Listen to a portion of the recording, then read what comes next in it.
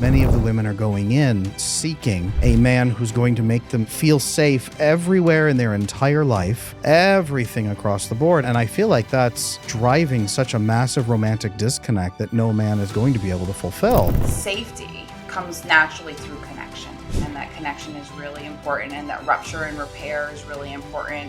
And having those things in your relationship and knowing how to have healthy rupture and repair without activating so much abandonment, those are things that help us start to feel safe in relationship. Our survival was based on mutual fulfillment and safety. Now we are in such an unnatural civilization. We're so isolated from each other. Technology has dehumanized us. Do you think that that's driving romantic disconnect as well?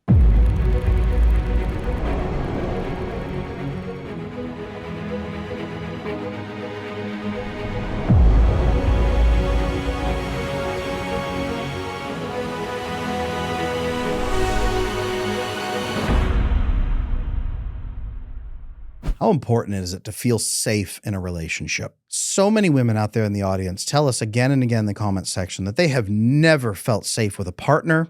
They don't feel safe in their skin. They don't feel safe in their own world. And a lot of men reach out secretly and tell us they don't feel safe either. What does safety actually mean in a relationship? Why is it important? And how can you help yourself and your partner to feel safe and loved? Today, we are going to answer those questions. This was one heck of a conversation with Jessica Baum, a leading attachment expert. I got to talk to someone who loves attachment just as much as I do. Jump into this conversation with us and learn how to talk about safety, how to build safety, and then how to have a great relationship based on love and connection. Jessica, welcome back to the show. Our first conversation was so enlightening, and there's a specific topic that I know you're going to be very, very helpful on. A lot of our audience members a lot of them are women out there. Hello, audience. A lot of them are ladies. They're in relationships or they're between relationships. And they're struggling lately with a topic that I know is near and dear to your heart, which is safety.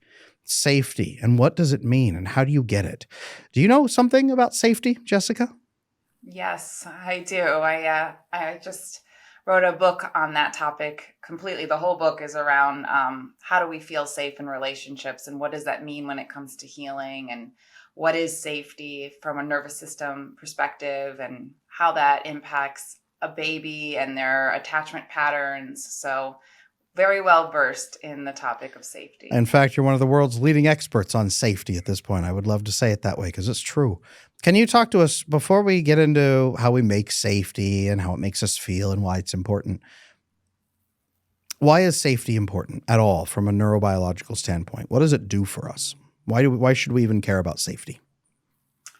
Yeah, so all of your audience is pretty well versed in attachment theory. I'm assuming you're out there in the world in a big way around attachment. And so what I come around in this book and what I've studied is our early embedded patterns around attachment, and how we move around the world and our perception of the world is based on how safe we felt in our infant years. And our safety is contingent on something called neuroception and our parents' ability to feel safe in their own body, to be present for us, to accept us as we are and attune to us and co-regulate with us. The more safety that they have in their nervous system, the more safety we build. And many people listening might have some insecure attachment styles. And a lot of that, it comes from parents who struggle with providing presence and safety for us when we're tiny because of their own wounds or what's going on in their world. There's no blame here. But literally the foundation of how we feel in the world, safe or unsafe, is laid down womb, early years. And you might be listening and thinking, well, my parents loved me and they did the best I can.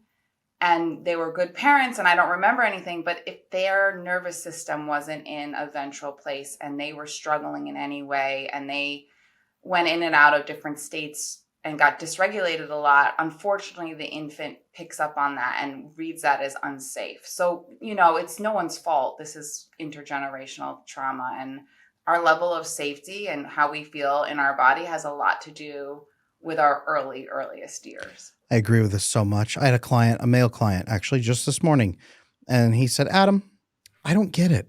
I didn't have a bad childhood. My parents were actually really kind. I mean, my dad was a workaholic, and yes, my mom was anxious all the time, but nothing horrible happened. So how could I possibly have these essentially trauma level responses to relationships? How could this have happened? And I said, "Well, your dad was a workaholic and your mom was always anxious. Do you think that was a healthy system for you to grow up in?" What do you see with men? Maybe let's go there first. The audience is mostly women, but they're deeply concerned about the men in their life. So I know they want to hear this piece. What do you see with a lot of men that don't feel safe in life? Where does that maybe come from for them, or what does it make them do? Yeah, I mean, well, and your client was a good example because if his dad was a workaholic and his mom was anxious, we now, and I talk about this a lot in the next book, are embedding both avoidant because a workaholic is living in the left hemisphere of their brain. So they're attending to tasks, but they're not connecting emotionally. And if his mom was anxious, more of an anxious ambivalent. So your client has a combination of anxious and avoidant inside him as embedded patterns. And so it's not so much that he's probably unaware of how he can feel unsafe if someone gets too close too fast, or how abandonment lives in his system. And it's our work to become conscious of those Mm. things. Most of the time, men, women, well, you're talking about men, but like they're just unconscious of why they need to do a certain behavior or why they're doing something, and it's to get the illusion of safety most of the time, or soothe something inside, or find a way back into connection. So a lot of the work I do is just bringing conscious awareness to men and women around what is safe. And by the way, having safety in your life means being vulnerable, right? And a lot of men and women struggle with vulnerability. So if I have a neuroception of safety and I'm more grounded in safety, and you're my partner, Adam, you might have to be more intimately connected with me because I'm more present and available. And that can scare a lot of people. So for women listening, if you have a lot of safety and you're really available, it can scare a guy, and vice versa. So safety can actually be very scary for someone who's more avoidant, on that level. Because in childhood, the very things that would have made them feel safe actually made them feel unsafe. Being too close to a chaotic caregiver or a hurtful person, that was danger. So emotional intimacy, emotional vulnerability, talking too much, asking too many questions, those were the things that got them hurt. So the very pathway towards safety is itself the pathway toward destruction instead for them. They're miserable about that. In your book that you talk about, if are you open to talking a little bit about your book, giving a couple of spoilers Yeah. maybe? Okay. Yeah, and my book talks a lot about what it's like to be a baby and different parenting and how we internalize safety and unsafety. And so I go through the attachment styles, and I'm sure your listeners know, but I there's can't wait. three, and then there was a fourth one added, which is disorganized. So Yep. there's anxious, Yep. anxious ambivalent. I talk about that, avoidant, disorganized, and secure. So we talk about how do we develop these patterns, and my book talks about a new concept called the wheel of attachment. Tell So tell me more. I talk about how we embed several different patterns. We're not just one pattern, in relationships and in partnerships, we are dancing with two people's embedded patterns. And so I might show up anxious with a girlfriend who's on top of me and avoidant with a guy, like we can show up differently in different relationships. And after I wrote my first book, I realized that we have different patterns inside of us, and I started researching that more. And so the wheel shows us where we move, and at the top it's disorganized and the bottom is secure, and where our parents are, and kind of how we can move around this wheel depending on who we're in relationship to. I even talk about my own experience with disorganization. I have pockets. I don't live in disorganization, but for those who are listening, disorganization can feel like you're stuck, because a baby needs connection and we need connection to survive. It's our biological imperative.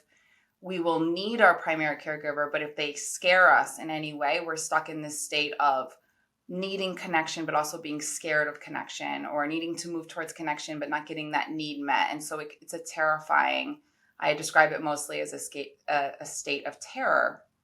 And I experienced that briefly in a relationship. So I talk about how we can kind of dip into different embedded patterns and different states depending on who we're in relationship with, what's happening inside of us, and also what's happening in our environment. Absolutely. Once we feel unsafe, our sympathetic nervous system activates. You got fight or flight on the top level.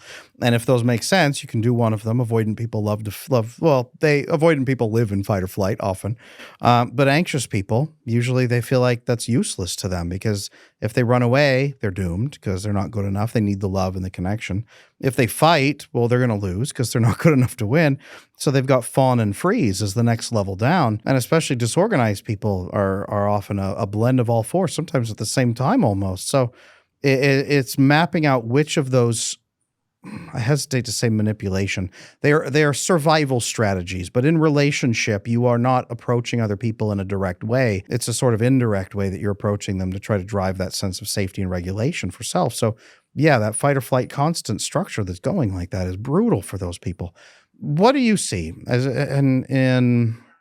I mean, it's the illusion of safety. It's Right, the it illusion is. of safety, right? Like a lot of what we do in relationship, for example, an anxious person wants closeness. They want to be close to their partner, right? And they'll do a lot of things consciously and unconsciously to avoid their own abandonment wound. So the illusion of safety is if I can keep my partner close, then I don't have to feel this pain. But a lot of people aren't aware that that's what they're doing. And kind of my book talks about like, it makes perfect sense. And until we have safe people and safe environments, we can't face the abandonment wound. We're not ready to go there. So we have to have all these strategies and adaptive ways to keep ourselves in the perception of safety until we have safe environments and safe people to peel back the layers and actually be with the original wounds. I know that a lot of the people watching this show right now have had attachment issues for their entire life. That's why I want to invite every single one of you to check out my attachment repair program.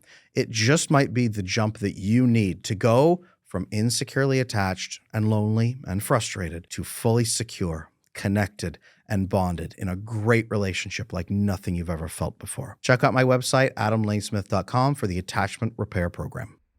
Let me ask you this. Do you have a definition of safety in your book so that women can take that home? I had a very dear friend recently who got engaged, and he called me in a panic and said, Adam, I need to talk to you immediately. And I said, okay, what? And he said, well, my fiance, she's saying these weird things. And I said, what weird things? She says she needs to feel safe. What does that mean? And I had to talk him through it. And it was a very confusing topic for him, as it is for a lot of men.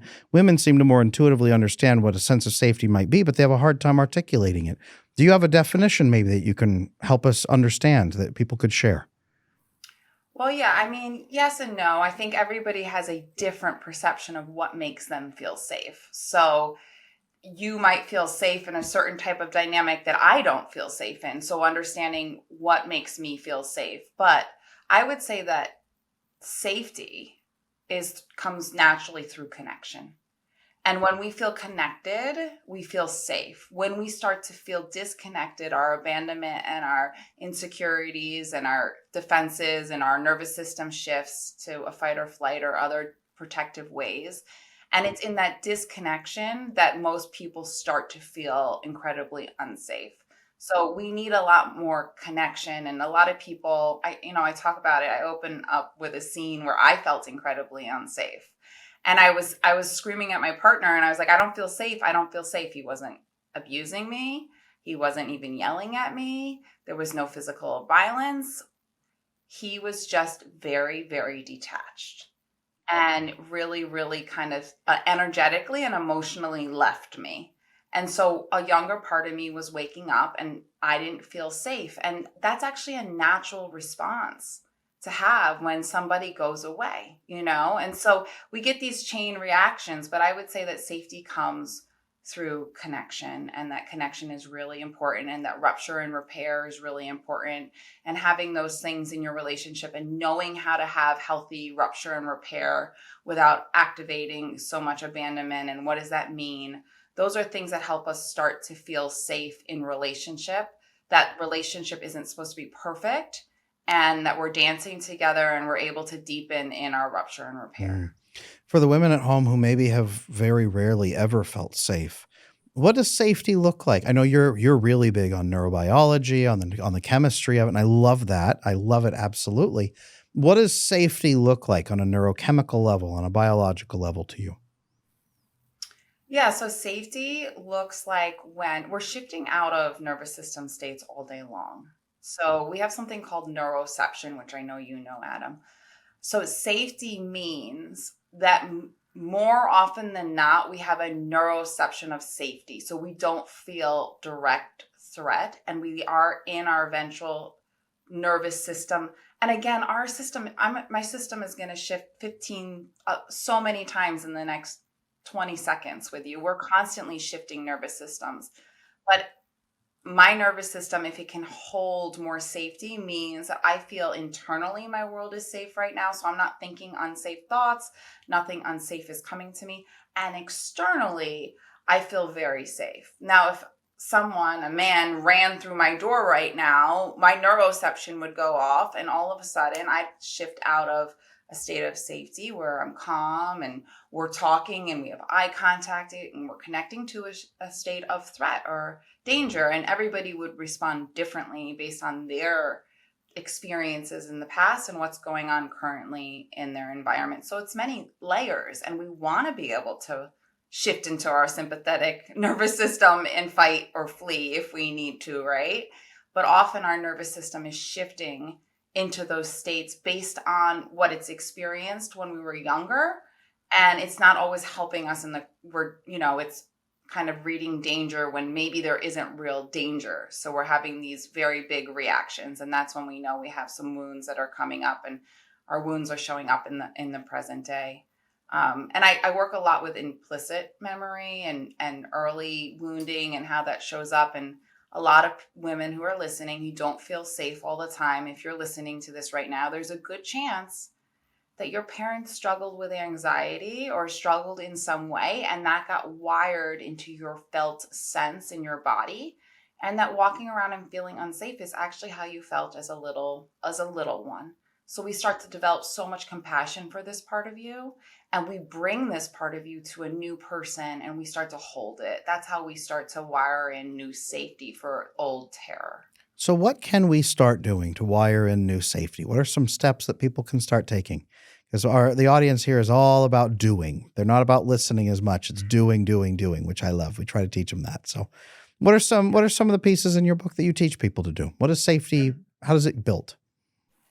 It's less about doing and it's more about being, but it's about being with your terror or your pain or your suffering in the presence of a nervous system that can contain, hold, witness you, and help you move. So I would say that healing attachment wounds, healing terror, healing abandonment requires another person.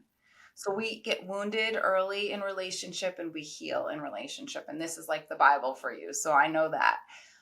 But we can't heal early wounding on our own. We need a witnessing, and we need a nervous system to hold and see us and help move kind of these memories that get stored in our body out. So the best thing we can do is I call them anchors in my book, but having people, and it doesn't always have to be a therapist, but if there's early wounding, you do need a good therapist. I would recommend that. But people who can hold our emotional experience without fixing us, without changing us, and can help us kind of emotionally regulate and make sense of what's going on inside of us. That's the movement towards like integrating your attachment wounds. Sounds like we need to experience a secure bond with a reasonably honest, healthy person who's going to care about us and who's not going to lie to us or hurt us is basically what we need.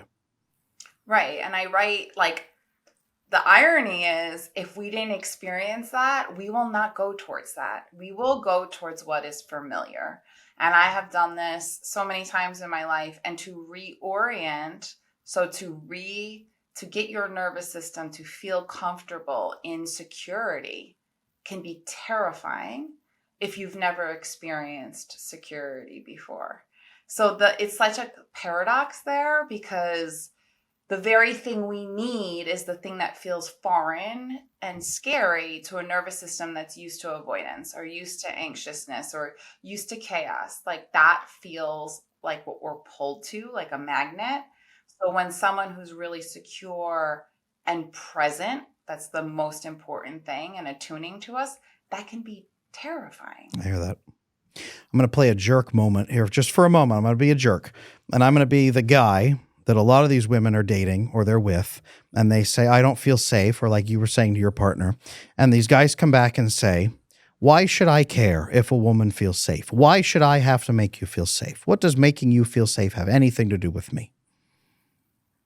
Well, I mean, it's not a guy's job to make a woman feel completely safe, right? But it is your partner's job to be curious as to why you might not feel safe, and curious and loving enough to kind of work through that with you. But I think that, too much of our safety gets outsourced to our romantic partner. And it can be too much for one person to provide that sense of safety for you. And then a lot of anxious people will rely only on one person, when really we need a lot of people to provide what I call anchoring experiences for us. So, I mean, he is going to be kind of a jerk if he says, what is safety? Like, that's kind of like a jerky way to say it. But he might be saying, like, I don't know how to provide you safety. This is confusing for me.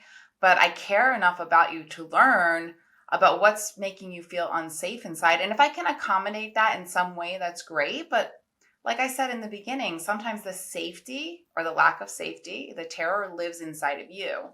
So a guy can do a million things, but you might still never feel safe, because if you're not healing the original abandonment wound and the original terror, it's going to keep showing up in different scenarios. So it's also our work on our side to be doing the deeper work, to be healing the terror, to be bringing this to people who are not necessarily our romantic partners, but who have the neuroception of safety and the capacity to hold the experience with us, not take away, not medicate, not change, start to hold the original wound. And that's like the big difference is, I think a lot of people, we just want to feel temporary. We want to feel safe. We want relief. But the work is not about getting relief.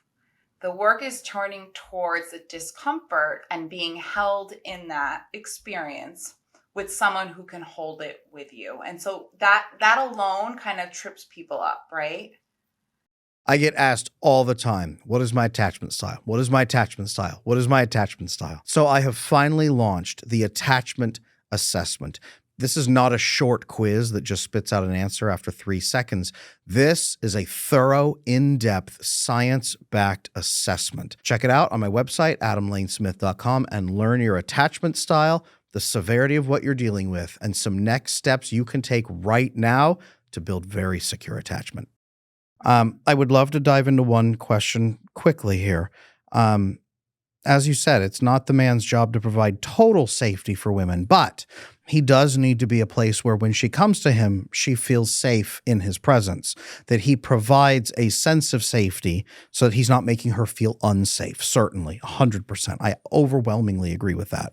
So the man has to be self-regulated enough to provide that sense. I've been married 16 years. I got 5 kids. I have to be that for my wife and children. I also see a lot of men and women in the dating world right now where it looks like many of the women are going in seeking a man who's going to make them feel safe everywhere in their entire life. And I won't have to regulate my own nervous system because he will do that for me. And then he will be my best friend. He will be my therapist. He will be my mentor. He will be my lover. He will be my everything across the board. And I feel like to me, it seems like that's driving such a massive romantic disconnect that no man is going to be able to fulfill. And then there's a lot of women who are also unfulfilled. Can you talk to me about that from from the female perspective or the professional female perspective? Do you think that that's driving romantic disconnect as well? Sure. I think that if a man comes into your world and makes you feel incredibly safe, and then his wounds get activated and he can't provide the neuroception of safety for you, there's a lot of blame. I don't think men who are activated are trying to be unsafe partners and vice versa. I think in a conscious relationship, we try to provide safety for each other at different times to the best of our abilities. And we start to become aware when we're both dysregulated and we can't be that for each other at that time. And that takes a lot of awareness and getting out of the blame and starting to really understand your nervous system and having other people that can help co-regulate with you. That's not just your partner. But again, if you start the dynamic where this person is your everything and we bond and we are falling in love and they bring you such a sense of safety, and that changes as it changes in every relationship, right? We go through stages.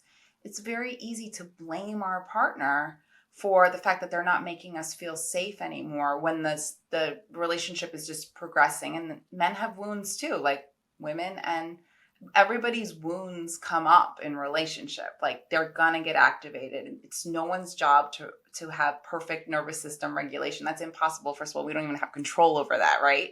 But it is our job, if you're listening, to start to become aware and start to becoming aware of your own nervous system, to start becoming aware of your partner's nervous system, to learn how to best support each other, to understand when it's good time to be open and receptive and have conversations, to understand when you're both in protective places and you're both sympathetically activated or another nervous system state and you can't get back into connection. And I talk about it actually in my first book a lot because I unpack the anxious avoidant dance, and it gives people a lot of compassion when we start to understand when two people are stuck in dysregulated places and can't get back into connection. It has a lot more to do with the nervous system than what is actually happening in the here and now. Absolutely true. Absolutely true. I think that our dating world right now is on fire because I think that men and women are both expecting the other person to provide an experience for them that their larger network should be helping them with, and that they should be regulating themselves and finding fulfillment for themselves. I don't think a partner is an answer to most people's problems. A partner should enhance your life, not be a Band-Aid on your life more than anything, right? Yeah, absolutely. I mean, a partner, and I think the more work you do, you can see that your partner has wounds and you don't expect them to be the perfect parent, right? Like you're not projecting that back onto them. You're seeing them as someone who's an adult who has their wounds, and you're able to be vulnerable together, and you're just not in that state where you're expecting something that they just can't sustain. And I've been there. I expected someone to provide me something that was so wonderful for a long time that they couldn't sustain, and I was angry at him. And now I'm not, because I understand that he just couldn't do it. His own wounds got in the way and he couldn't do the work, essentially. Say more about that. You just said we're looking for somebody to be the perfect parent. Do you think maybe that, and I'm saying women because it's mostly women hearing this.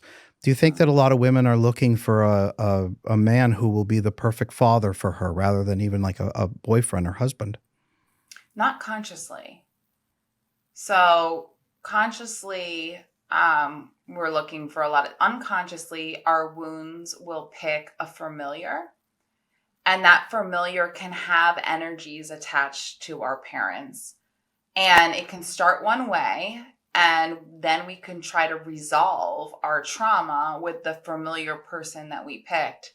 And it just so happens that that person is wounded in a similar way or has similar behaviors as a primary caregiver. So then we get stuck repeating the familiar dance that we had when we were younger with that person. So the guy or the girl, but we'll say the guy for your listens, presents one way and he's stoic and he's wonderful. And at first he provides me with all these things. And then later in the relationship, he shifts. And what do I know? My core wounds are coming up and he's no longer Mr. Wonderful. He's got this, he's got that. And that has a familiarity to me in my childhood. And now I'm trying to resolve my inner child trauma with this guy, rather than being with the grief that this happened to me in the first place.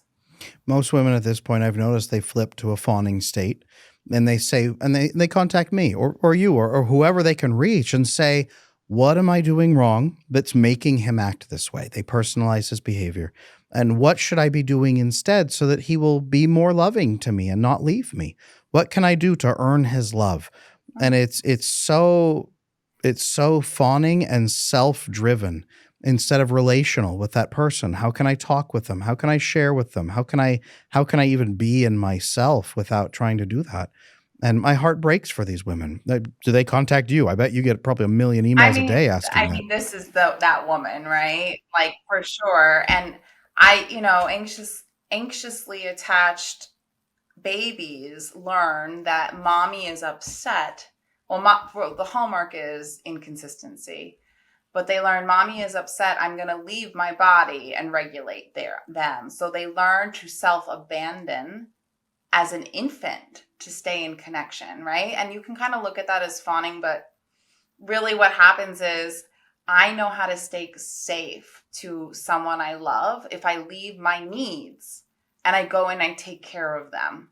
And that's exactly what they learn nervous system wise. They learned unconsciously. That's an automatic, drive. So that's selfless, I call it, state of self abandonment is actually just an adaptive strategy to stay in connection. And you know what? It's better to self abandon and stay in connection than to experience disconnection. So our system is adaptively trying to keep us in connection. Unfortunately, it leads us to self abandonment. But I look at that so compassionately because a lot of that happens unconsciously. And it's really a brilliant adaptive strategy to stay in connection with a primary caregiver when we were younger. It is. It's brilliant. I think that these women can be some of the most loving, kind partners and mothers on the planet, but self abandonment is a key piece. Most of them have not heard self abandonment here on this platform before. It's not something we've pushed on a lot or talked much about. We mostly focus on avoidant people because that's what they want to hear about. But I think a lot of them in the audience just went, "What did she just say? Self abandonment?" Talk a little bit more about that for them, please, because that's a new topic for a lot of them. What does self abandonment Yeah, look I mean, like? in anxiously attached, I talk about selfless states and selfish states, and a lot of people can see anxious people as selfless and avoidant people as selfish, right? The truth is, they're both adaptive states, and that neither one of them are in connection, and they're both usually sympathetically activated. So if you're sitting there thinking, "Oh my God, I'm just going to bend over backwards, and I'm going to give, and I'm going to run towards, and I'm going to help," what you actually really need to know is that your nervous system is in a state of fear. So all of that is being driven by fear, and there's no judgment here. But if you're running towards your partner in fear, no matter what you're doing, if you're baking them a cake, their nervous system is going to pick up on the fear and they're going to go into fear. So we're telepathing fear, and their way of telepathing like fear back and forth from a nervous system point of view. And their way of adapting to fear could be to shut down, depending on their childhood and their adaptive strategies. So now we have two people, one person running towards and abandoning themselves in fear, and the other one running away and looking like the jerk. But both systems are stuck in a fear state and they're not really in a state of connection. And so that's where I think like something gets lost in translation because selfless behaviors are really promoted. As women, we're promoted to be selfless. As women, we're promoted to give. And so it's confusing. But when that giving is coming from a place of fear, it can actually activate your partner. And it's our work to become conscious of that so that we don't self-abandon and compassionate, that's our adaptive strategy. That's certainly mine. I've self-sacrificed it be so many times before, and constantly checking like, am I giving from a place of a self-full, I call, or am I giving a place of selfless where it's really fear driven, right? And so starting to know, what does that feel like in my body? I kind of have like a good analogy that helps. Please go ahead. Yeah. So like, let's say Adam, let's say you were sick and you were my friend and I cared a lot about you and you lived in my area and I wanted to make you chicken soup because you were sick. I love chicken soup. Now you're sick. And now if I'm more anxiously, I care so much for being there. One of the ways I stay in connection is to caretake. But I am swamped. I have 40 clients this week. I've got 2 podcasts booked. I'm exhausted. I can barely my life is chaotic but I need to make you this soup. and this drive and this need to make you the soup, because if I don't make you the soup, maybe you think I won't care about you. Maybe you think I won't be a good friend. I love to be there. So I'm going to override the fact that I'm already got no boundaries. I'm already too packed, and I'm going to bring you this soup. And I'm going to maybe resent you later or at some point because I'm just exhausted, right? That would be a selfless place. Now, same person, Adam is my friend. He lives down the, and I got a pretty easy caseload. And right now I have a lot of space in my life. And you know what? It feels really good to go to the store and buy the ingredients to make Adam. And it's not really a big deal. I'm happy to give him chicken soup because I can. And it makes sense in my world. Now, that's coming from a self-full place. So you can do the same behaviors. What is going on inside of you and what is driving the behaviors is more important than the behaviors themselves. What does a self-full person look like when her life is chaotic, but she still wants to care for that person? What would she do differently from the anxious person who says, well, I'm just going to be miserable, grind myself into the dirt and deliver your soup at midnight and not sleep?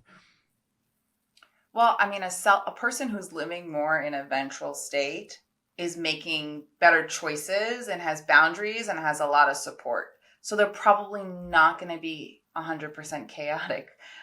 They're not going to be in that state as much. Good distinction. Now, listen, I have periods where, my life gets a little more chaotic, or like 3 things happen at once, or in a rupture, and I'm going to call my friend and I'm going to say, listen, I really want to bring you this soup, but I have so much going on in my world right now, I can't. And I will become vulnerable enough to say, and it's hard for me not to bring you this soup, but I have to take care of myself. And my friend, who trusts that I care about them and knows that I do show up well most of the time, says, you know what? I get it. You can't bring me the soup right now. And they don't get so upset, or they give me, so there's a conversation around, hey, I have this desire. And I'm not saying that's not even necessarily the right thing to do. I'm just saying that's one way. That's one great way. Someone who was feeling overwhelmed could handle it. Because the desire is coming through. And I actually, as the sick friend, would bond to you because I see that you care. I know that you're stuck. And the fact that you cared enough to even want to do that for me means a lot. Now, if you called and I said, I am so starving, there's no one to feed me and I don't know what to do, you also, as a self-full person, might make the executive decision to say, you know what? This is not about me pleasing you. It's about a genuine need you have. You need this. I will come over and put myself out a little bit more. And you might say, all I can do is bring you the soup. I got to leave it on your doorstep and take off real fast. And I'll say, cool, I'll crawl to my front door and I'll be so grateful. That's also another option. 100%. There's so many ways to be healthy together. I'm going to Uber Eats you some soup. I will Uber Eats you some soup. DoorDash. We have DoorDash for this now, right? Enrique is delivering your soup with love. And that's another option. There are so many ways to be healthy. And there's so many ways to be connected like this. It's the intent, and it's the communication, and it's the mutuality of it, being be mutually fulfilling, connected, and the right intent. Instead of, like you said, I'm going to bring you the soup to try to inspire a certain feeling in you so that later I feel better or our relationship is intact because I don't want you to leave me because I didn't bring you soup. Right. And the fear of disconnection and disapproval and abandonment, that has nothing to do with my relationship with Adam, right? And so to notice that, and it's very normal to feel those things. So if I grew up in a home where I was only given connection when I do things, then when I don't do things, the work is to sit, what does it feel like to not bring Adam the soup? What does it feel like to disappoint Adam? Can I be with those parts of myself? Because no one allowed me to have that before, right? So that's an important part of it is being with the parts of ourselves, especially for anxious people who do disappoint people and we don't show up perfectly and all of those things, and starting to come into terms with them and allowing them to be there. And even being able to ask your friend, do you actually like it when I bring you soup? Or do you want to be left alone? And they said, no, I love soup, but I hate chicken soup. I prefer, basil, tomato soup, or whatever it might be. Having those conversations. A lot of times, anxious attachment, you are so fast to jump on the impulse your brain has given you You are sick. I must bring you soup, and it must be chicken noodle soup, and it must be delivered warm, and it must be delivered at this time, and you have to receive it from me so I can see your face and look in your eyes and get the gratitude and know that we're okay. And it's so performative and it's so scripted that if any of those scripted moments break down, you have now lost the outcome you were seeking. And this is the difference between being outcome driven versus relationship driven. The relationship piece is, Adam, I love you, but I am so tired. I am like bleeding from the eyes over here. My kids are throwing up. They're also sick. There's no way I can bring you soup. Can I DoorDash you something? Sure, I'll take a meatball sandwich. Right? Like that's relationship driven. Right. And if you were like, sure, Jess, I know you really care about me. I'll take a meatball sandwich. That might be a disconfirming experience for me. So as someone who's been a pleaser my whole life, now goes to my friend, tells him I can't please him, and he comes back with such a loving answer, I learned that it's okay to say no. And that's how we learn that it's okay to say no. It's okay to have boundaries. It's okay to have these conversations, but it's scary. And so when you give me back the information that it's okay that you can't come and et cetera, it gives me permission to keep taking care of myself. And I learn from healthy relationships and reciprocated bonds that it's actually okay not to please all the time. And herein lies what I think couples and friends and et cetera should be doing. I think this is the point of co-regulation that we should be looking at. If your partner is co-regulating you on a daily basis, your daily living, your daily nervous system functioning, you can't get up and move without them. You can't go out your door without them. You can't, I mean, those are extremes, but if they're constantly there regulating your nervous system for you, that's an issue. If they're co-regulating with you and disaffirming old, outdated beliefs, that is co-regulating. That's being a man or a woman who is safe and helps your partner feel safe by sharing context, by sharing expectations, by understanding their limitations and being gracious and loving and caring at the same time. It's being able to have those. And I think that clear conversation is so important. I think so many times we don't conversate. We just speak to ourselves inside our head. Have you found that to be true? Yeah, and I think that relationships where someone is co-regulating you or regulating you all the time are born of people with really, really early attachment wounds. And the person might lack the ability for self-regulation because they didn't get enough co-regulation. And so I try to be so compassionate. And I think, I've been in that situation. I have evolved, thank God, and earned security in my life. But it's so unconscious, our need for co-regulation and our dependency on others. And we actually build self-dependency, and I hate the word self-regulation because we actually need more co-regulation than self-regulation, but we build that through healthy co-regulation, which is I think what you're trying to say. And it's healthy co-regulation that actually helps us start to self-regulate. So we can't have self-regulation without co-regulation. I'm a firm believer that co-regulation is the prelude to self-regulation. It's like the idea of you have to love yourself before anyone can love you. Well, that's not how babies work, right? Babies receive love and understand love, and then they can begin to love themselves. I agree with this. We're social mammals. If you have a mouse who's traumatized, freaked out, huddled in the corner, shivering, and foams at the mouth anytime the other mice come near her or him, and is just constantly shaking and vibrating, that mouse is probably not going to self-regulate very well. But if that mouse can integrate back with the other mice and start getting connected and bonded, oxytocin flows through its veins, through its brain. That gives GABA, gamma-aminobutyric acid, which suppresses cortisol, makes that mouse more resilient to get stressed. Now, the nurturing aspect of being in relation with other calm mice is making that mouse more resilient against stress, and that allows self-regulation. Actually, it facilitates it biochemically. And I'm speaking to the choir here. You know all this, but people at home, I'm saying this for your benefit. Jessica's nodding along because she's like, I know all this and I love it. So, but that is the beginning of it is that. So what is a good way for the people who are listening, men and women, and the women taking this episode to the men they know too? What's a good way for us to begin co-regulating in a way that does not make us dependent, overly dependent, rushing in a frantic frenzy toward our partner, screaming, give me a hug? What is a good way to begin that co-regulation in a calm, steady kind of way without overwhelming someone? Oh, well, I think that having another person to bring your anxiety to, a therapist or a coach, and to work on the underlying issues or the underlying fear or the root of the fear, and to start holding the original terror helps build what we call a window of tolerance and the ability to be with these anxious parts. So we're not just passing them to our partner, we're now bringing them to someone who acts as a witnessing parent in some ways. And we're learning to build our own capacity to be with our own anxious parts through the connection and co regulation of another.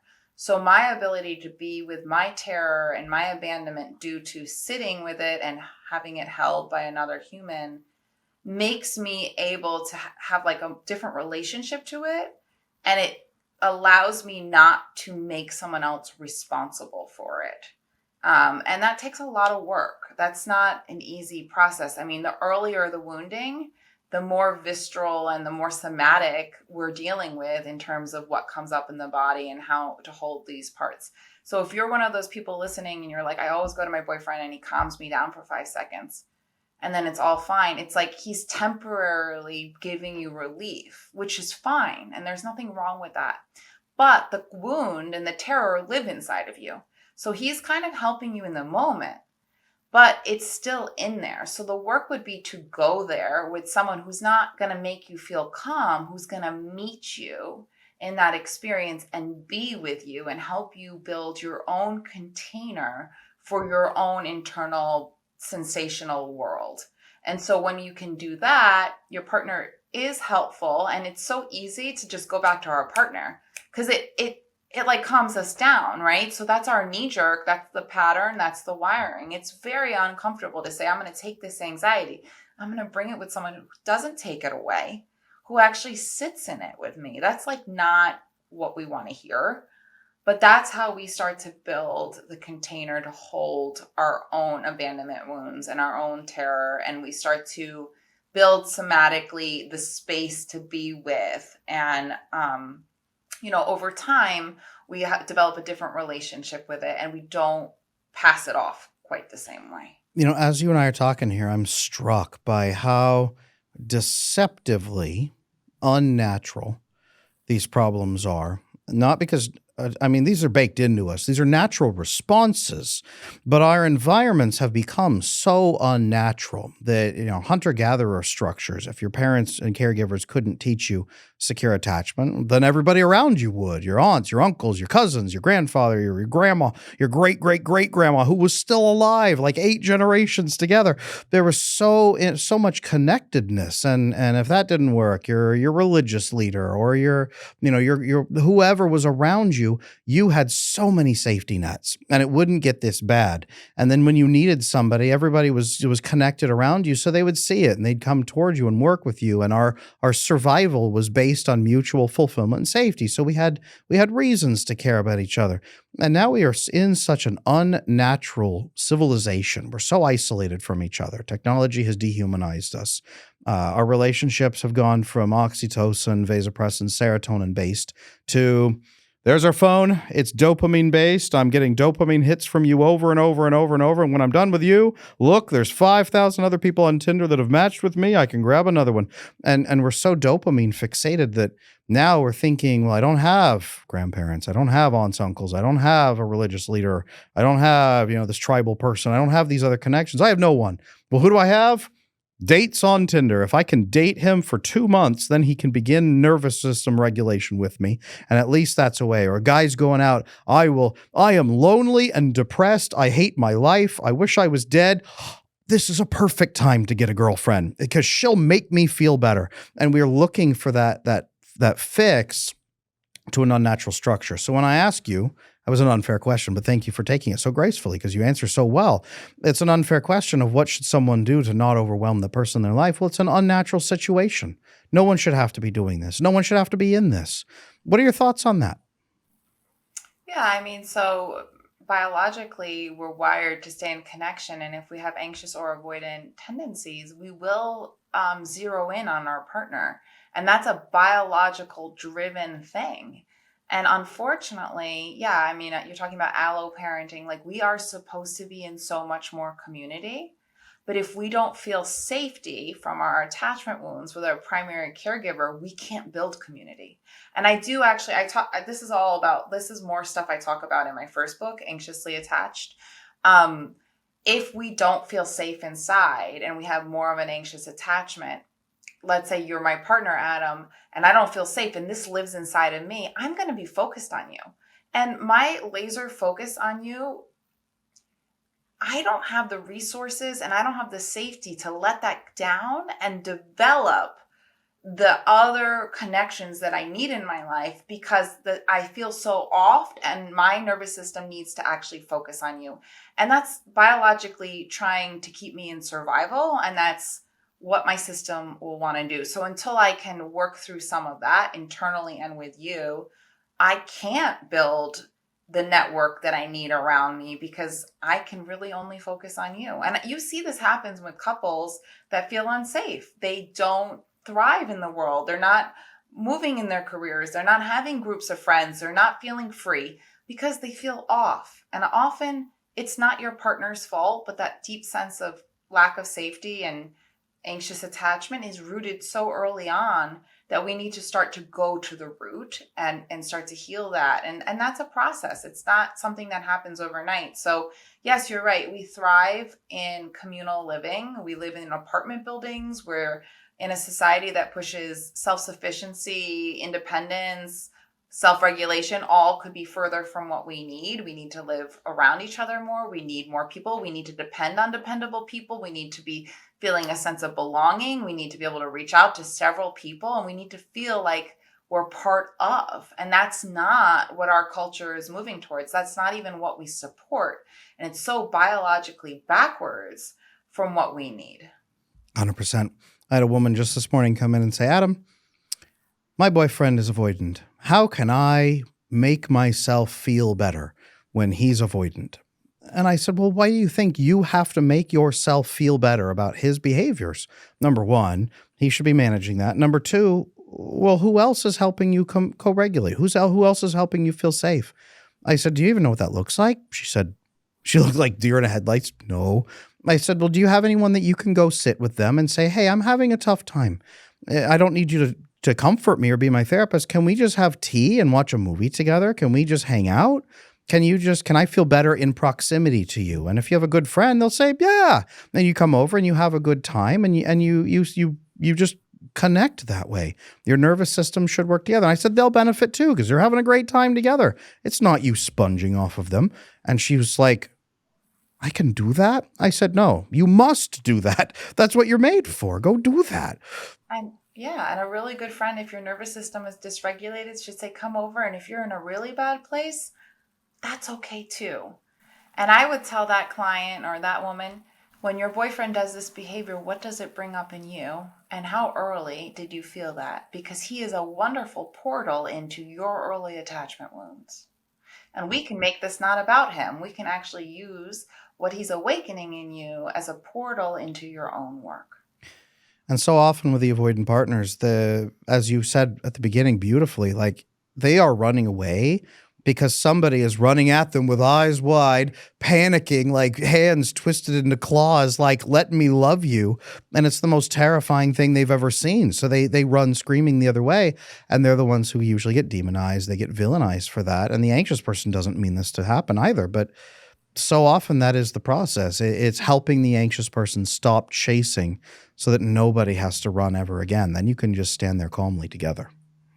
Yeah, and that chasing or that activation is so primal. So if you're doing it and you can't stop it, that's okay. The first step is to become aware. 100%. First step is to become aware. One thing I like to teach my people is some grounding techniques, physical grounding.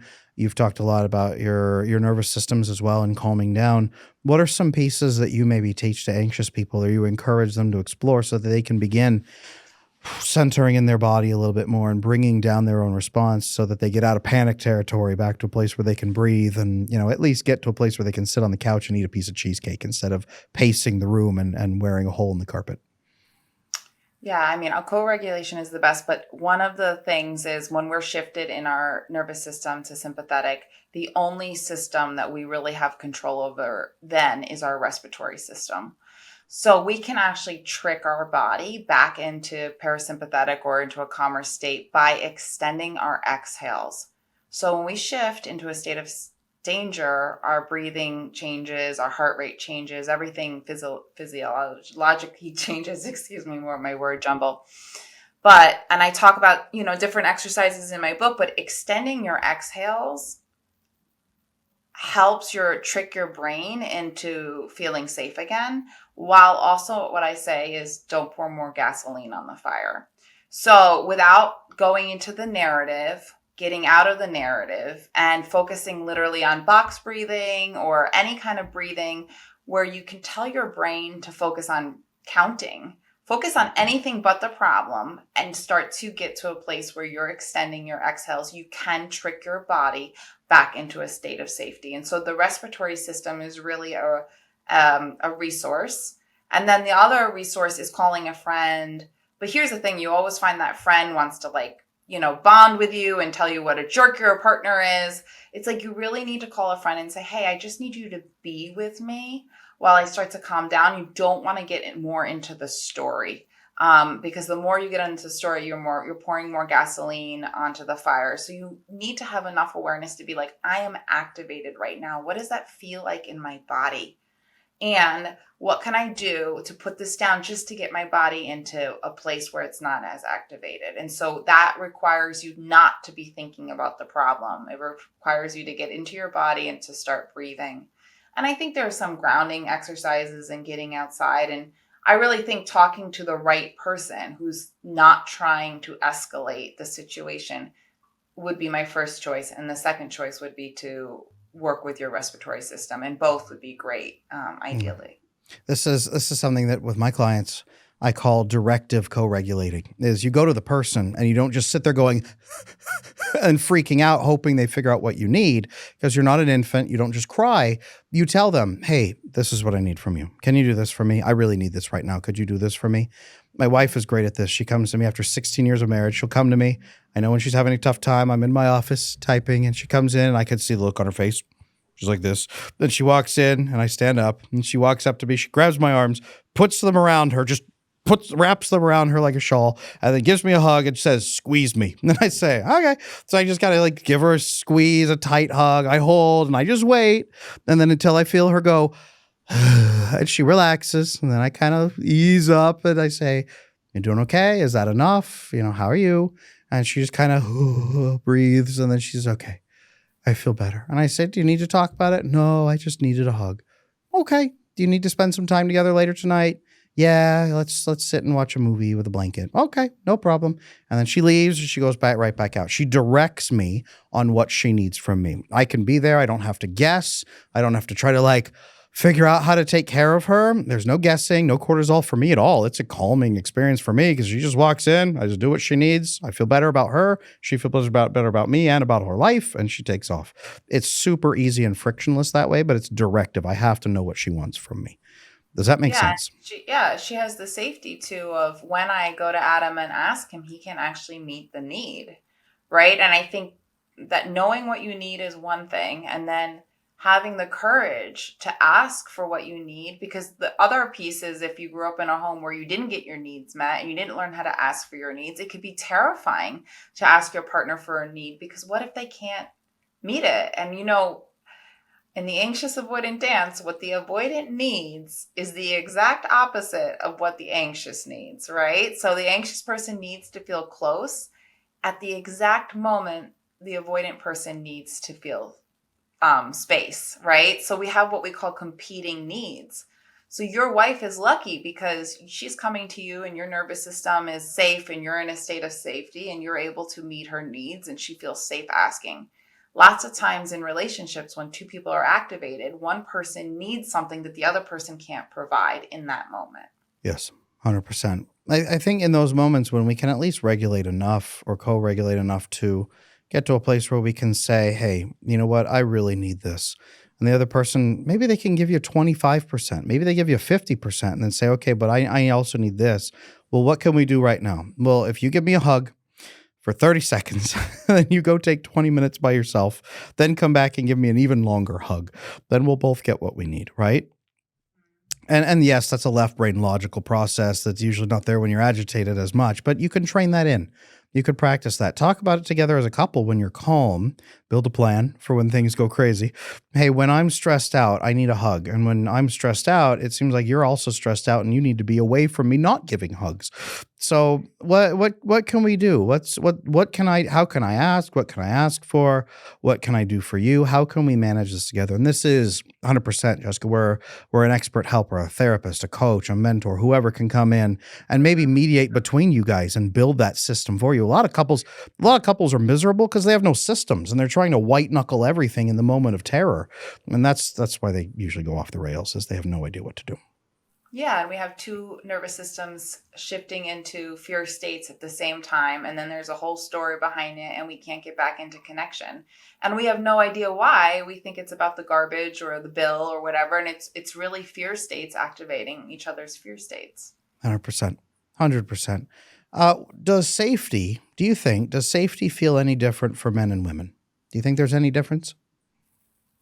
I think probably there's a biological difference just through generational experiences. I think, men want, I think there can be, and there's some cultural things, but I actually think that men crave, I don't know, this would actually be a good question for you, Adam, but I think they crave like vulnerability and a space to be vulnerable and a place to be nurtured and a place to be held.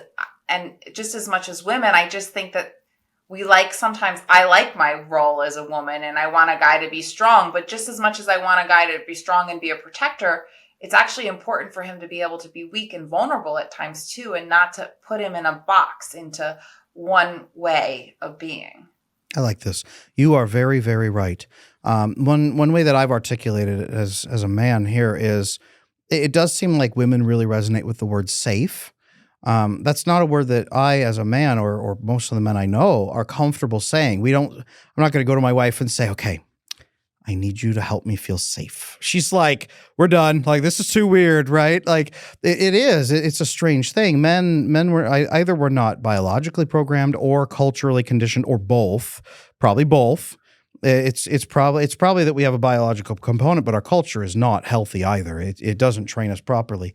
But men are not meant for constant, chronic, ongoing safety. We have vasopressin receptors more than women do because we're supposed to be bonding through stress, which means men are probably supposed to be stressed a little bit more and probably stressed out together, right? You think hunter-gatherer kind of structure, but I think that it is the same thing, but different words. Men, like you said, a place to be vulnerable, a place to be calm, a place to be nurtured.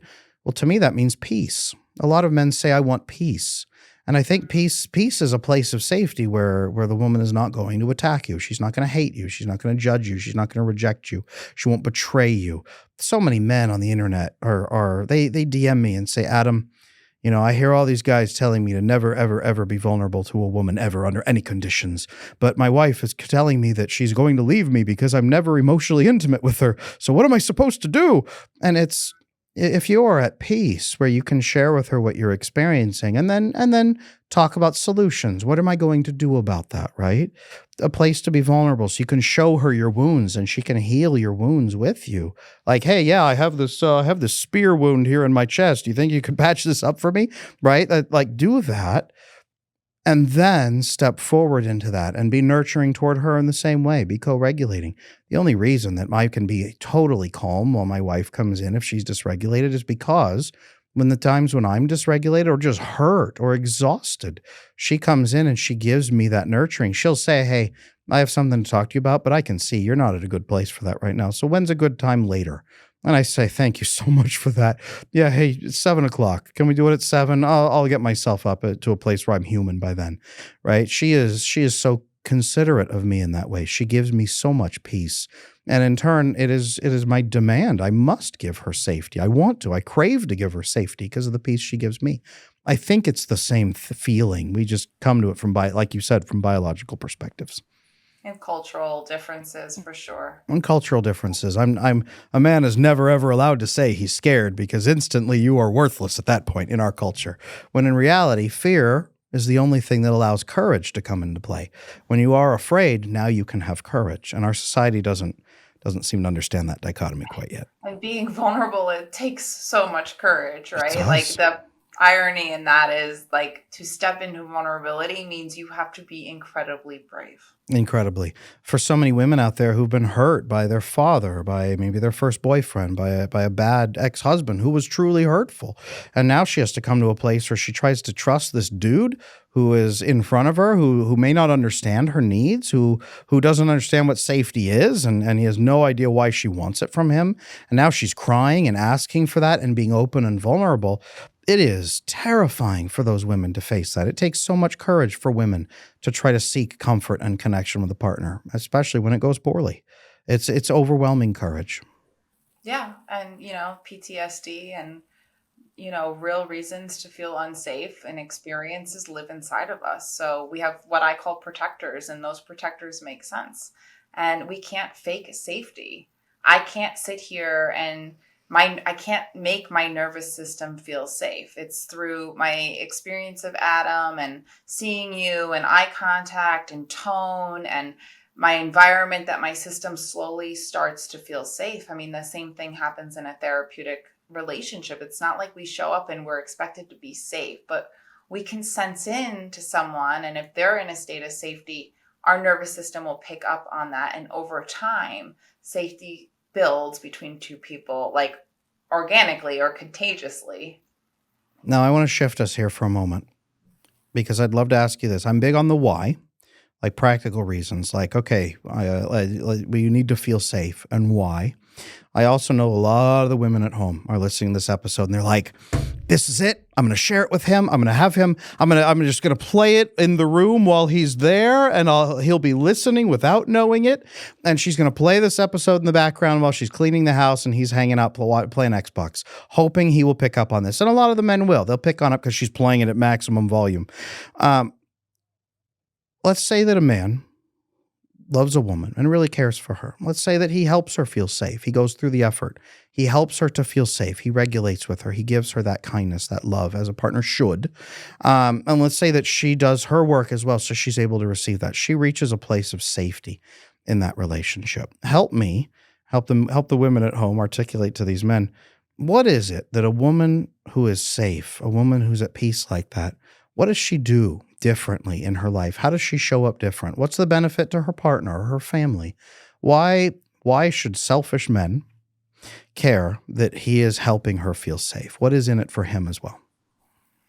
I think when we feel safe as humans, we shift again into a ventral place and we're able to access creativity. We're able to give more. We're able to be calmer. We're able to be in a better mood.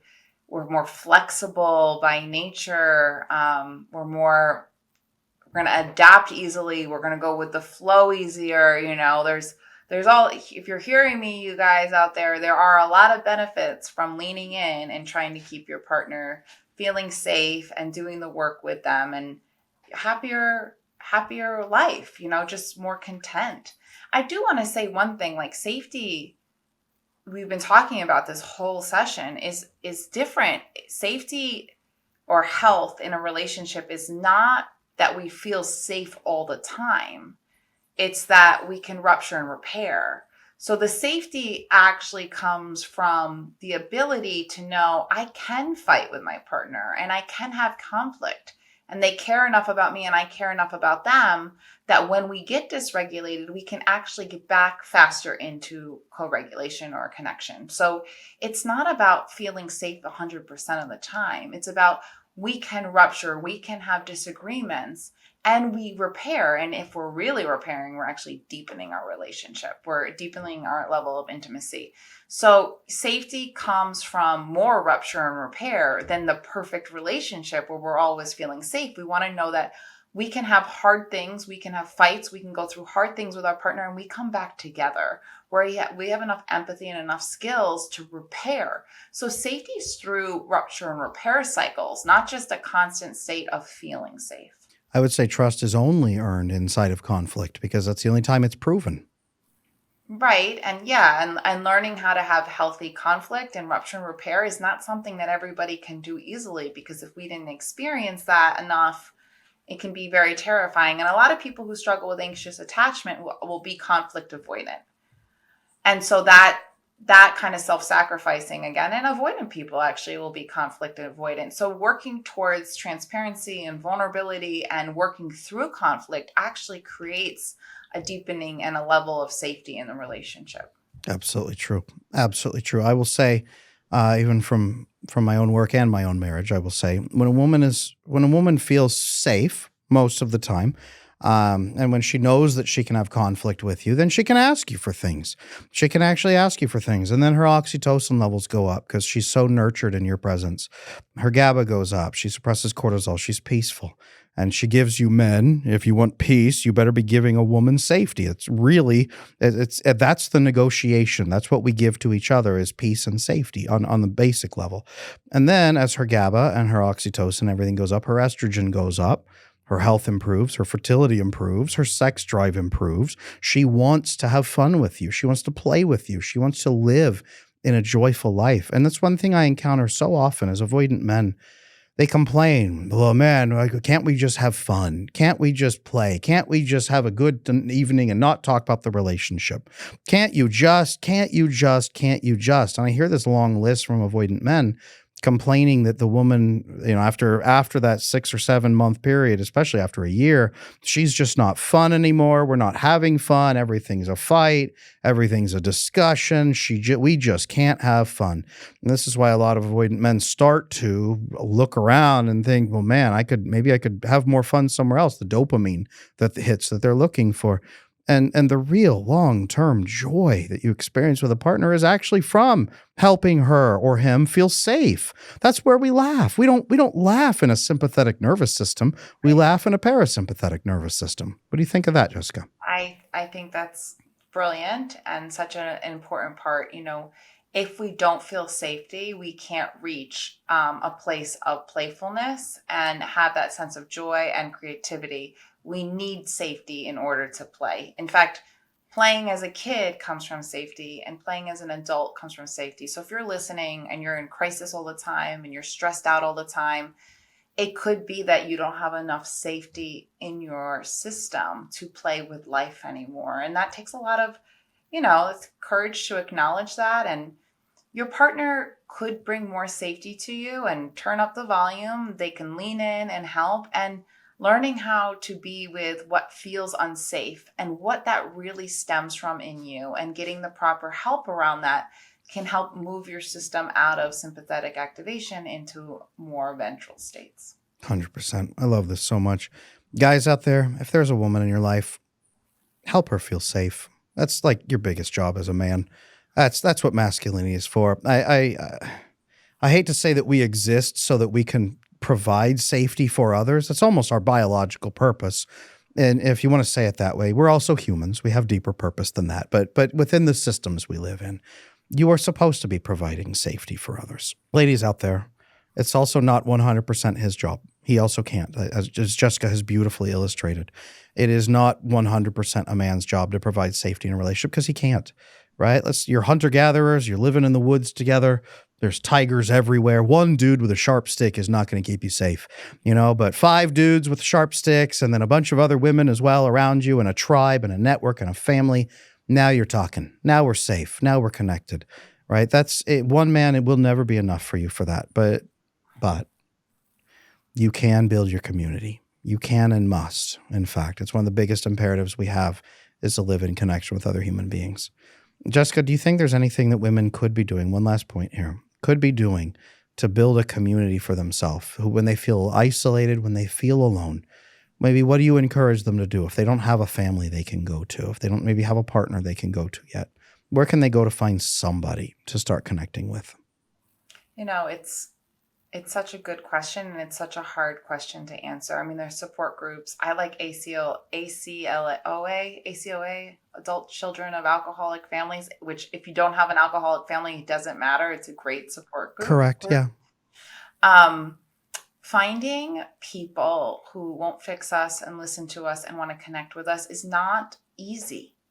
But if you have a hobby or an interest and you keep going back and you join a club, or, you just try to get yourself integrated, be surprised after a couple weeks if you're vulnerable, and maybe that person will be vulnerable back and these bonds start to develop. I think it's harder the older we get to sometimes find those places. Like when we were kids, we were constantly in social settings. I find that when we're adults, we can isolate a lot more. So pushing yourself to be in environments that are supportive and routine, and you can keep showing up, eventually you are likely to build bonds in those kinds of environments. So yeah, it's an interesting world we live in, and it's not like we can go to Target and buy a safe friend. That's just not how it works.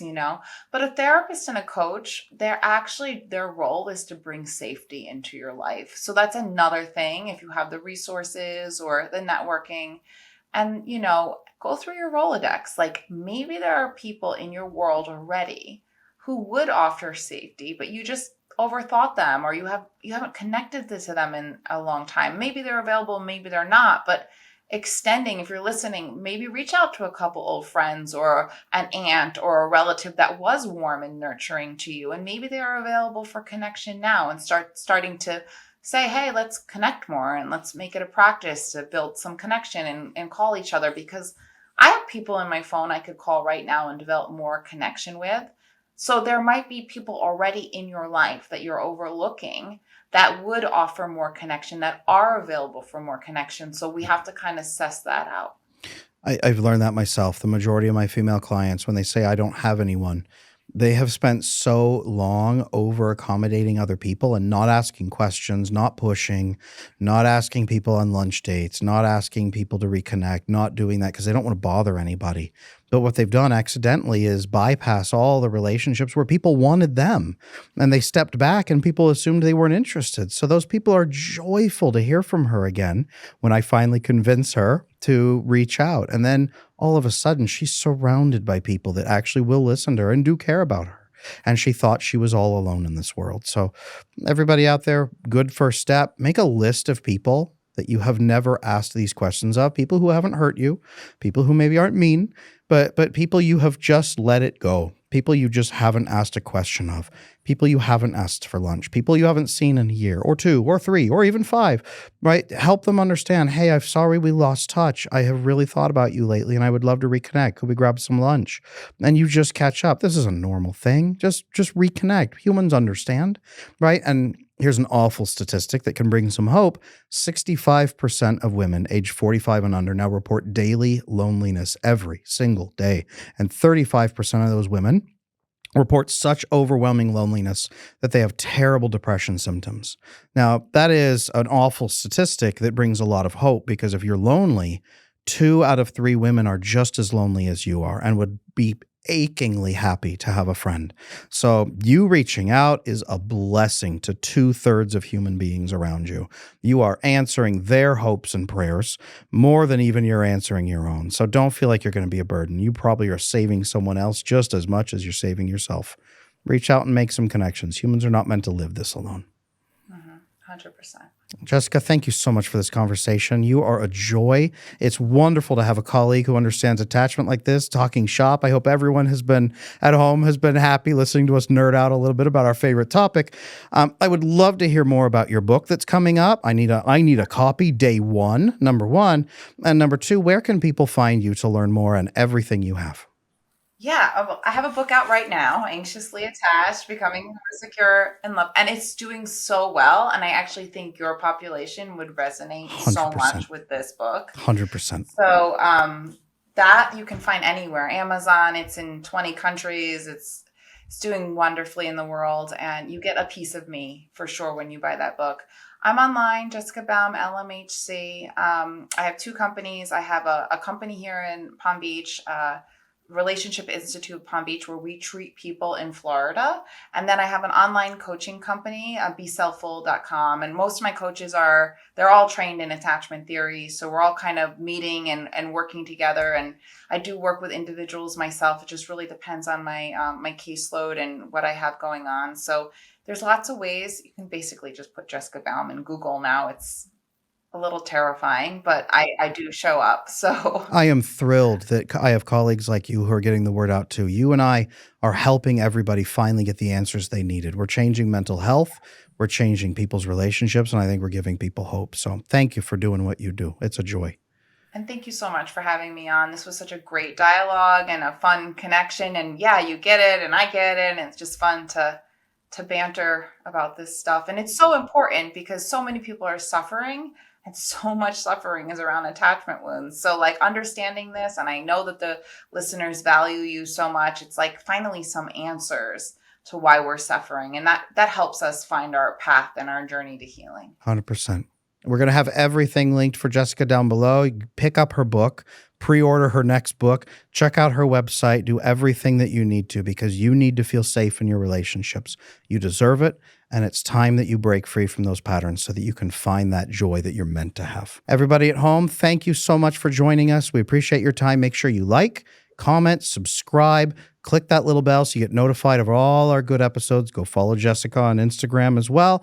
And we will see you on the next episode of I Wish You Knew.